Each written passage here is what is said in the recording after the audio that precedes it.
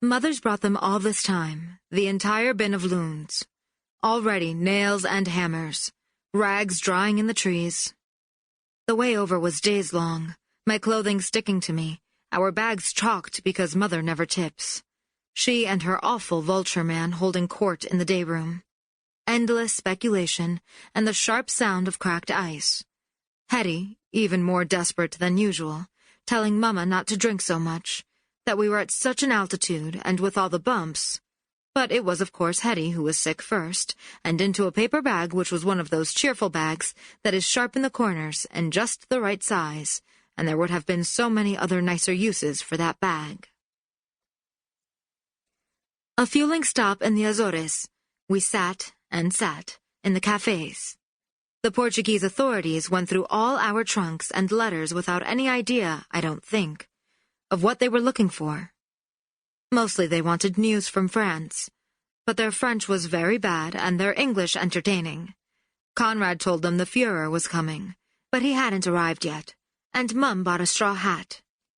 I really liked the sleeping berths, and was assigned one of my own, but of course, Conrad can't be forced to sleep with Mama in such small quarters, so I was forced to share with her, which was, as it always is, moist.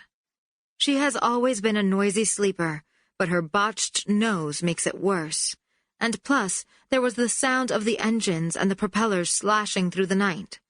Except for the views, which are dreamlike, as if you're finally a bird. It's terrible to throttle through the space and sky. All the other loonies are coming on a boat, and I spent a lot of time scanning the ocean for them. For a pirate ship. That's what they should be on, really. A lively pirate ship. Mum told me the artists would be held for ages at customs, and that it was silly to look for them when I could play a game with the ones we already had. But it didn't seem that far-fetched to imagine one of the Spaniards floating calmly on a canvas or flying on some swan. And in any case, I did see boats, a lot of them, just not the ones my mother had paid to help escape. Hetty was sick again, by the way, on the drive out to Costalegre. Not that I can blame her. The drive is from a nightmare, but I will blame her all the same. She is just so nervous and muttering incessantly about how it will be too hot to write, and I want to say that no one would have minded if she'd stayed in France. But the heat is something that will stay with me forever. In any case, it's too disheartening to describe the bus ride, which seemed longer and hotter and more reptilian than it did when I was 7. The last time we were here. There were so few of us then, just Mama and me, and Papa, a tutor for me and Stefan also there, and Magda, who loved me, who Mum says she couldn't find to cook for us this year. Of course, there were artists. There are always artists.